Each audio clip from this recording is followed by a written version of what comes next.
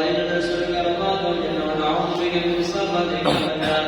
اللهم إنا نسألك رضاك والجنة ونعوذ بك من سخطك والنار. اللهم إنا نسألك رضاك والجنة ونعوذ بك من سخطك والنار. يا عالم المسلم منا لا تهلك سترنا وعافنا واعف عنا وكل ما يذوقنا.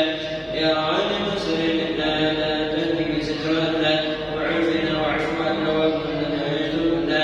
يا عالم المسلم منا لا تهلك سترنا وعافنا واعف عنا وكل ما يذوقنا. يا الله بها يا الله بها يا الله بحسن الخاتمة. الله بها يا الله بها يا الله بها يا الله بحسن الخاتمة. يا الله بها يا الله بها يا الله بحسن الخاتمة. الفاتحة.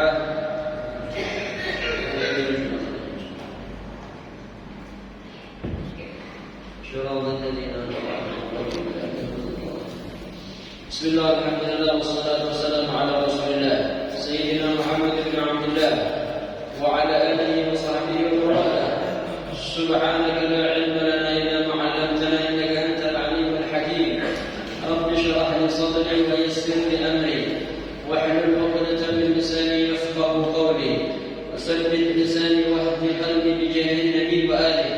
نويت التعلم والتعليم والنفع والانتفاع والتذكر والتذكير والإفادة والاستفادة والحث على تمسك بكتاب الله وسنة رسوله والدعاء إلى الهدى والدلال على الخير الترام والرضا الله وقربه وثوابه. اللهم إني استودعتك بما علمتني فارده إلي إن حاجتي ولا تنسيني يا رب العالمين. فقال المؤلف الإمام الشعراني رحمه الله رحمة الأبرار نفعنا الله به وبعلومه وبعلوم سائر الصالحين في الدارين آمين. ومن أخلاقهم رضي الله تعالى عنهم انشراح صدورهم إذا صرف الله تعالى عنهم الدنيا وذلك لأنهم يحبون الله ورسوله. ومن أحب الله تعالى ورسوله صلى الله عليه وسلم كره الدنيا ضرورة لأنها تشغل عن كمال العبادة. فلذلك كان من أكرم أخلاقهم انقباض قلوبهم بالإقبال الدنيا عليهم. وتأمل يا أخي لما كان الصحابة رضي الله تعالى عنهم أكثر الناس محبة لرسول الله صلى الله عليه وسلم كيف كان أكثرهم يبيت ويصبح وليس عنده دينار ولا درهم. وقد تعاصر الله عليه وسلم بأهل بيته رضي الله تعالى عنهم من شدة محبته لهم ومحبتهم لهم. فقال اللهم اجعل رزق آل محمد قوتا. Alhamdulillah, bersyukur kepada Allah Subhanahu wa taala yang telah memberikan kepada kita keberkahan umur, sehat walafiat, nikmat hidayah, taufik sehingga malam hari ini bersama-sama kita dapat mengerjakan aktivitas rutinitas kita mempelajari dan mengkaji warisan dari baginda Nabi Muhammad sallallahu alaihi wasallam. Mudah-mudahan amal kita diterima di sisinya. Amin ya rabbal alamin. Salawat dan salam tetap sudah dilimpahkan insyaallah kepada junjungan kita Nabi besar Muhammad sallallahu alaihi wasallam. Inilah warisan beliau, inilah peninggalan beliau, inilah harta yang beliau titipkan kepada umat, bukan berupa uang ataupun yang lainnya, melainkan berupa syariat, berupa ajaran, berupa ilmu, tak lain dan tak bukan untuk kebahagiaan seorang hamba apabila memahami dan mengkaji peninggalan baginda Nabi Muhammad sallallahu alaihi wasallam. Mudah-mudahan apa yang telah kita pelajari dapat kita amalkan dan mudah-mudahan menjadi perantara kita untuk dekat dengan Nabi Muhammad sallallahu alaihi wasallam. Amin ya rabbal. Melanjutkan pembahasan kita malam hari ini, sampailah kita dalam pembahasan sebagaimana yang telah dibacakan tadi. Di antara akhlak mereka adalah insyirah sudurihim idza sarafa Allah taala anhum ad-dunya. Hati mereka tenang, hati mereka damai ketika Allah Subhanahu wa taala menjauhkan mereka dari kenikmatan dunia. Tidak merasa galau dan sedih, apalagi menjadi pikiran ketika Allah Subhanahu wa taala menjadikan kenikmatan dunia jauh darinya. Justru itu harapan mereka. Semakin mereka dijauhkan dari kenikmatan dunia, berarti semakin Allah mendekatkan kepada mereka nikmat akhirat. Sebaliknya, semakin seseorang didekatkan kepadanya kenikmatan dunia, maka kenikmatan akhirat akan Allah jauhkan. Kenapa? Wadzalika li'annahum yuhibbunallah wa rasulahu. Karena mereka itu adalah orang yang cinta kepada Allah dan Rasul-Nya. Dan barang siapa yang cinta kepada Allah dan Rasul-Nya, pasti mereka akan benci kepada dunia. Kenapa? Li'annaha tushghil an kamalil ibadah. Karena dunia pada dasarnya senantiasa akan menyibukkan hamba tersebut dari beribadah kepada Allah Subhanahu wa taala. Semenjak Allah ciptakan dunia ini sampai hari kiamat nanti, sama sekali Allah tidak memberi penghargaan, Allah tidak melihat, Allah tidak memperhatikan, Allah tidak sayang kepada dunia. Bahkan ketika Allah menciptakan dunia ini, Allah mengatakan kepada dunia itu sendiri. Apa kata Allah? Ya dunia, ukhdumi man khadamani wastakhdimi man khadamaki. Kata Allah mengatakan kepada dunia, wahai dunia, jadilah engkau budak bagi orang-orang yang taat beribadah kepadaku. Wahai dunia, dan perbudaklah orang-orang yang mengejar-ngejarmu. Jadi Allah akan menjadikan dunia ini di bawah kaki orang yang taat kepada Allah. Sebaliknya, orang yang mengejar dunia, orang yang tidak henti-hentinya mencari dan terus berusaha mendapatkan dunia sebanyak-banyaknya, justru dunia yang menjadi majikan untuknya, dan dia tidak akan mendapatkan apa-apa kecuali apa yang telah ditentukan untuknya. Semakin seseorang dekat kepada Allah, jalan dunia semakin mudah, semakin Allah bentangkan untuknya dunia. Tapi sebaliknya, kalau dia sibuk mencari dunia, justru dunia tetap Allah beri, tapi akhirat akan sulit untuk dia kerjakan. Nah, itulah akhlak daripada orang-orang yang dekat kepada Allah. Kenapa? Karena mereka tahu pada hakikatnya dunia ini menipu. Walaupun dalam kenyataannya dunia membawa kenikmatan. Terkadang kita menyangka kenikmatan adalah sebuah penghargaan dari Allah. Jangan mengira ketika Allah memberikan kepada kita nikmat dunia, Allah sayang kepada kita. Belum tentu. Qarun diberikan harta oleh Allah Subhanahu wa taala sebanyak-banyaknya, justru menjadi orang yang jauh dari Allah Subhanahu wa taala. Jadi barometer kedekatan seseorang kepada Allah bukan pada banyaknya harta, bukan pada banyaknya kenikmatan-kenikmatan dunia. Oh, dia nak pergi kemana pun mobil ada, nak traveling kemana pun fasilitas pesawat tersedia. Lalu dia memberi kesimpulan berarti ini adalah tanda Allah dekat kepadaku, cinta kepadaku. Belum tentu. Barometer kedekatan seseorang kepada Allah adalah tatkala ketaatannya kepada Allah tidak berkurang. Ketaatannya kepada Allah, ibadahnya kepada Allah tidak berkurang, walaupun ada dunia di depan matanya. Sehingga Al-Imam Hasan Basri radhiyallahu taala anhu beliau mengatakan, inna dhahaba wal khashaba baina 'ainayya sawa. Sesungguhnya emas dan kayu di hadapanku sama, tidak ada bedanya. Emas dan kayu di hadapanku tidak ada bedanya. Kenapa? Karena dua-duanya dunia. Ketika kita melihat salah satunya lebih berharga, emas lebih berharga, betul, harganya lebih mahal, harganya lebih tinggi. Sedangkan kayu tak memiliki harga, ada harganya lebih murah. Pandangan kita berarti kita membedakan. Oh, ini berharga, berarti ini sangat berarti. Tidak.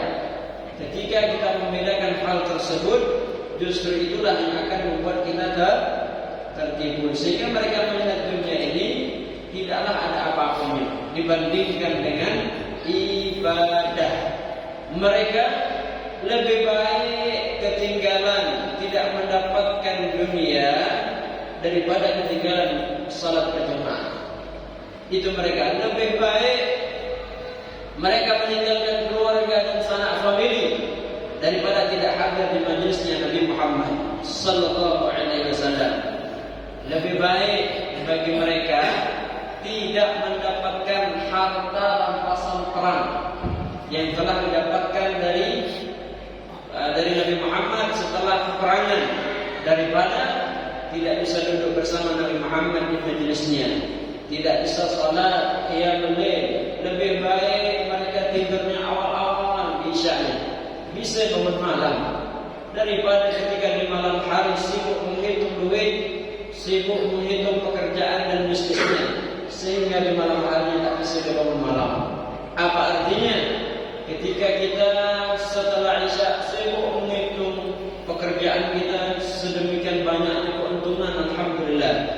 Namun tatkala tiba waktu malam, ini dikatakan oleh Allah Subhanahu wa taala kepada Nabi Daud, ya Daud, kata Allah, kadiba man idda'a bi mahabbati idza hana al-lail wa huwa nama 'anni. Sungguh bohong orang yang mengaku cinta kepadaku apabila tiba di waktu malam dia nyenyak tidur, tidak meluangkan waktu untuk berduaan denganku. Alaysal muhib yuhibbu an yakuna ma'a habibihi. Tidakkah orang yang cinta suka berdua-duaan dengan orang yang dicintai? Betul atau tidak? Cinta kita dengan seseorang, akan meluangkan waktu, bahkan tidak mau dilihat semua orang. Semakin ada orang malu gitu, semakin sepi, semakin kita rindu, semakin kita suka. Allah Subhanahu wa taala memanggil hamba-hambanya di waktu malam untuk mendekatkan diri kepadanya. Itulah keadaan mereka terhadap dunia. Makanya kalau kita dengar cerita mereka, salah satunya misalnya di kota Tarim, Al-Habib Abdullah bin Ali bin Muhammad Al-Haddad yang kita baca, sahib ratib ini, pengarang ratib Al-Haddad yang kita baca, bagaimana pengaruh keilmuan magam yang beliau miliki sangatlah tinggi dan tidak diragukan lagi. Waliyul Qutub yang dianugerahkan oleh Allah Subhanahu wa taala. Tapi bagaimana dunia ini? Tidak memiliki harta untuk besok. Besok sebagaimana bahasanya kemarin, untuk besok ya tidak ada. Berasnya ke kurmanya ke, kalau ada mereka makan, kalau tidak ada sebagaimana Nabi Muhammad mereka berpuasa. Karena sehari-hari kesehariannya adalah mengajar, kesehariannya masjid, kesehariannya mencari nafkah secukupnya sudah, tidak lebih, sehingga ibadahnya maksimal kepada Allah Subhanahu wa taala. Sebagaimana Al-Habib Abu Bakar Al-Idrus Al-Adni, beliau memiliki harta yang begitu banyak, dimakamkan di kota Aden. Perjalanan dari kota Tarim sekitar setengah hari. Beliau termasuk 3 habaib yang telah kita jelaskan. Kalau kita bertawassul kepadanya, Allah cepat kabulkan doa kita, Allah cepat ijabah doa kita. Al-Habib Abu Bakar Idrus, Al-Habib Abu Bakar Al-Atas, Al-Habib Abu Bakar Muhammad bin Umar Segaf. Itu beliau, kalau ada orang yang bertamu ke rumahnya, semuanya dikeluarkan. Bahkan beliau memiliki apapun akan diberikan. Beliau memiliki rumah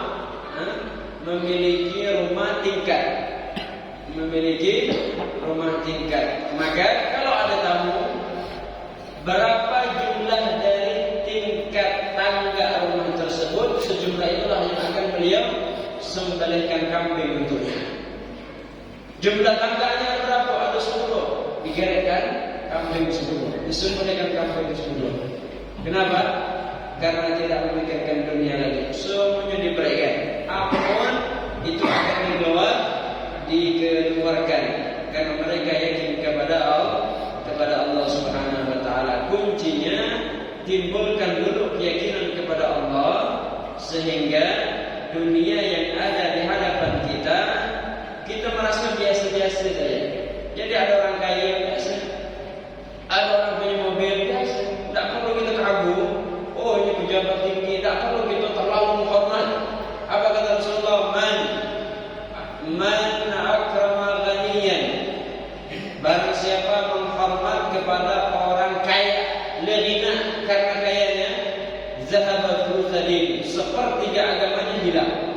Tunduk di hadapan orang kaya karena kekayaannya, tunduk di hadapan pejabat, tunduk di hadapan orang-orang yang memiliki harta, karena hartanya sepertiga dari agamanya hilang. Jadi pandang mereka biasa, mau itu orang kaya, mau itu orang pejabat tinggi, yang memiliki harta sebanyak apapun. Jangan merasa dalam hati kita, oh, dia telah memiliki segala-galanya. Belum. Yang harus kita kagumi, yang harus kita renungkan, yang harus kita acungi jempol adalah tatkala melihat orang-orang yang dekat kepada Allah. Oh, luar biasa, ini maqamnya tinggi. Bagaimana seorang Al-Habib Saleh bin Muhsin Al-Hamid Sahib, orang yang tinggal di Kota Tanggul di Jawa Timur sana, Jember, Kota Tanggul. Dikatakan doanya lebih cepat daripada kilat. Sebelum kilat itu sampai, doanya sudah diterima oleh Allah Subhanahu wa taala. Nama beliau mustajab untuk tawassul, Habib Saleh bin Hamid, Habib Saleh Al-Hamid, Sahib Tanggul. Kenapa bisa seperti itu? Itu yang harus kita iri, itu yang harus tertanam dalam hati kita. Kok bisa mendapatkan hal yang sebesar seperti itu? Padahal makannya pun sama, minumnya pun sama, ibadahnya. Kenapa bisa dekat kepada Allah seperti itu? Al-Habib Hasan bin Abdullah bin Ali bin Muhammad Al-Haddad, anak dari Al-Habib Abdullah bin Ali bin Muhammad Al-Haddad. Itu bagaimana beliau menghargai dunia, sangat remeh, tidak ada apa-apanya. Apa kata beliau? Kalau ada orang yang datang kepadaku, wahai pembantuku, lihat dulu dia, periksa dulu dia. Kalau dia tidak membawa apa-apa yang paling berharga baginya, jangan terima tamu tersebut. Suruh dia balik, bawa harta yang paling berharga, baru temui aku. Akhirnya khadimnya pun kaget, ya seakan-akan engkau cinta dunia, seakan-akan engkau berharap mendapatkan dari orang tersebut sesuatu yang berharga. Ini tidak pantas, tidak layak, ya Pak. Udah, laksanakan saja perintah Allah. Akan sampaikan pada saat kamu datang, bertanya, mana tahmil? Apa yang kau bawa? Ma hamaltu syai', aku tidak membawa apa-apa. Wa arsalil habib idza ji'ta ilaih fahmil athman syai' min 'indik. Kalau kamu datang kepadanya, pesan Habib, bawa sesuatu yang paling berharga di dunia ini untuknya. Kalau tidak balik, maka dengan terpaksa orang itu balik. Dengan beberapa menit datang lagi membawa sesuatu yang paling berharga di hadapannya. Orang ini pun bingung, kenapa harus seperti ini? Dan mengharap dari seorang hamba harta, padahal beliau adalah orang yang dekat kepada Allah, tidak ingin dunia. Maka saat disampaikan kepada Habib, ya Habib, waqad ja'a fulan bil mal wa huwa athman 'inda, telah dan membawa sesuatu yang paling berharga di dunia ini untukmu, maka Habib Hasan turun ke bawah menemuinya. Sebelum perbincangan dimulai, maka dia bertanya-tanya, ya Habib, mana turidu minni, apa yang diinginkan dariku? Kenapa kau minta dibawakan harta yang berharga dari kami? Bukankah engkau zahid, orang yang zuhud, tidak ingin dunia? Bukankah engkau tidak ingin terhadap dunia ini? Maka aku kata Habib, wahai fulan, inna athmana syai' 'indi waqt, wa inna athmana syai' 'indak mal. Falamma qabaltani bil mal wa qabaltuka bil waqt hasala. Apa kata beliau? Kalau sesuatu yang paling berharga bagiku ini waktu, dan sesuatu yang paling berharga bagiku dunia, yang kau miliki, harta yang kau bawa ini. Kamu mau bertemu denganku, aku telah mengorbankan waktuku, aku telah membuang waktuku yang berharga ini untuk bertemu denganmu. Kemudian kamu tidak membawa apa-apa, rugi aku. Kalau kamu tidak membawa apa-apa untukku yang paling berharga di dunia ini, sedangkan aku sudah berkorban waktu, aku sudah membuang waktuku yang paling berharga. Kalau aku gunakan, aku bisa menghatamkan Al-Quran. Kalau aku gunakan, aku bisa membaca kitab. Kalau aku gunakan, aku bisa membaca zikir. Aku abaikan itu untuk bertemu denganmu. Maka harus banding. Kamu memberi aku harta, aku memberi kamu waktu. Kalau kamu tak memberi apa-apa, tidak adil. Karena pandang dunia tidak ada apa-apanya, maka berikan kepadaku sesuatu yang paling berharga bagimu. Sebenarnya itu belum ada arti apa-apa dibandingkan waktu yang beliau miliki. Dibandingkan dengan dunia dan dari waktu yang beliau miliki, tapi paling tidak kamu hargai, kamu bandingkan dengan apa yang telah korbankan dengan harta yang kamu miliki. Begitulah keadaan mereka. Mereka tidak memandang dunia itu. Mereka memandang segala-galanya adalah akhirat, terutama waktu yang sangat mereka jaga, waktu setelah maghrib.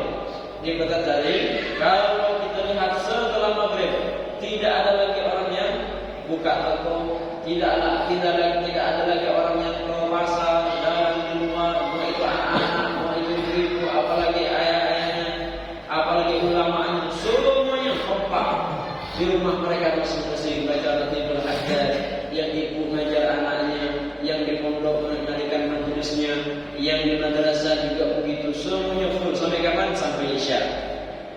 Bahkan Imam Al-Haddad datang kepadanya tamu setelah maghrib. Apa kita la yukallimuni ahadun, jangan ada yang berbicara kepadaku setelah maghrib kecuali setelah salat Isya. Karena waktu setelah maghrib sampai Isya itu waktu Allah menurunkan keberkahan, rahmat, ampunan, pemberian bagi mereka-mereka yang menghadap kepada Allah dengan baca Quran, dengan i'tikaf, dengan kita majelis seperti ini. Kalau di sana semuanya majelis-majelis penuh setelah maghrib. 4 waktu yang mereka jaga. Yang pertama setelah maghrib sampai Isya. Yang kedua sebelum fajar, sebelum diadzankan salat subuh. Itu mereka walaupun 5 menit mereka tetap bangun, walaupun hanya 2 rakaat salat tahajud, mereka tetap berusaha semaksimal mungkin. Kedua, setelah salat subuh sampai isyraq, itu waktu yang sangat mustajab.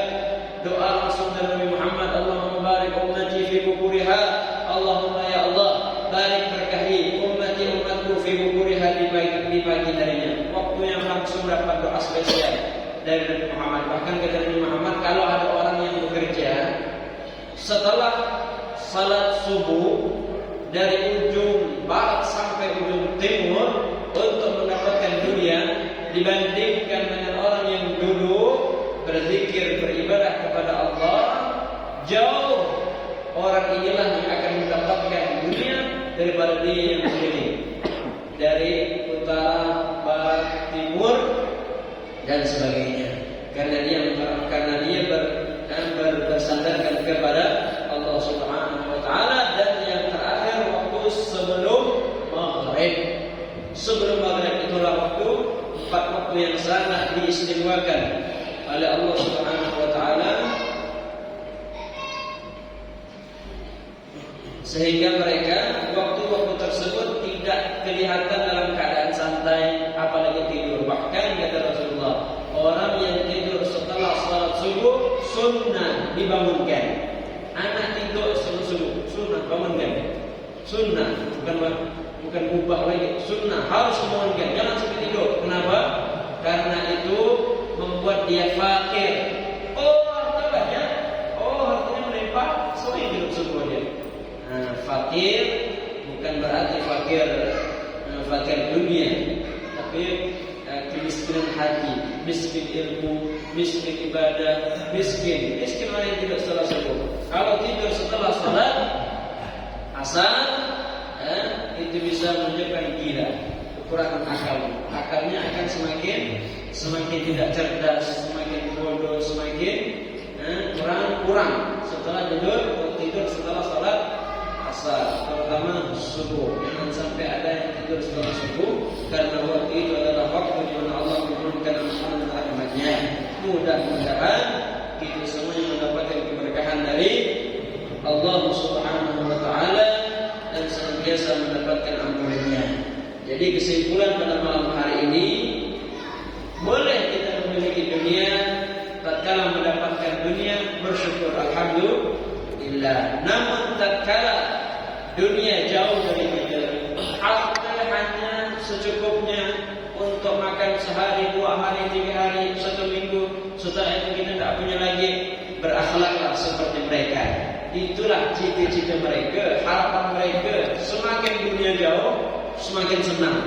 Bahkan kalau semakin dunia dekat, takut ya Allah, jangan-jangan ini istidraj, jangan-jangan ini adalah sengaja Allah cepatkan pemberiannya, nanti di akhirat pemandangannya senang. Semakin banyak harta, semakin banyak pemberian, semakin banyak kenikmatan dunia ini, kata mereka, jangan-jangan ini adalah kenikmatan yang Allah cepatkan, sehingga nanti di akhirat tidak dapat apa-apa. Kita beribadah, Allah langsung balas, nanti di akhirat tidak dapat apa-apa. Itu salat subuh, langsung paginya Allah balas, dapat duit, dapat ini dan segalanya. Di akhirat tidak dapat lagi. Maka mereka minta selalu kepada Allah Subhanahu wa taala, ya Allah, berikanlah dunia ini pas-pasan, tidak usah lebih. Kenapa? Biarkan nanti di akhirat. Karena kalau di akhirat pasti akan lebih. Kalau dunia sebentar pemberiannya, sebentar, tapi kalau pemberian di akhirat selama-lamanya dan abadi. Mereka kalau dalam dirinya sehat terus, harta banyak terus, keluarga nyaman, harmonis terus, mereka curiga, ada apa ini? Jangan-jangan Allah tidak cinta, jangan-jangan Allah membiarkan. Itu kecurigaan mereka. Tapi kalau sudah sakit senang, kata Allah cinta. Kalau sehat terus, perlu waspada. Ibadahnya lancar terus, itu perlu waspada. Kata Imam Athaillah Sekandari, kalau seandainya kita beribadah kepada Allah mulus-mulus, tidak ada tantangan, rintangan, hambatan, tidak ada hambatan, curigai. Jangan-jangan kamu sedang ditunggangi oleh syaitan. Tapi kalau beribadah banyak sekali tantangan, rintangan, hambatan, itu tanda kamu beribadah kepada Allah ditunggangi oleh rahmat dan taufik dari Allah Subhanahu wa taala. Syaitan tidak menungganginya. Mudah-mudahan kita beribadah kepada Allah dalam keadaan ikhlas. Ibadah kita semuanya diterima. Ibadah setiap hari yang kita laksanakan menjadi amal yang dicintai dan diterima. Isinya semoga kajian kita pada malam hari ini dapat kita amalkan untuk kita, anak kita, istri kita, keluarga kita, anggota dan tetangga kita. Mudah-mudahan keberkahan selalu pada adik-adik untuk kita semuanya dalam waktu-waktu kita, dalam hari-hari kita. dan jam-jam kita tidak lepas daripada rahmat, pandangan dan perhatian Allah Subhanahu wa taala. Amin.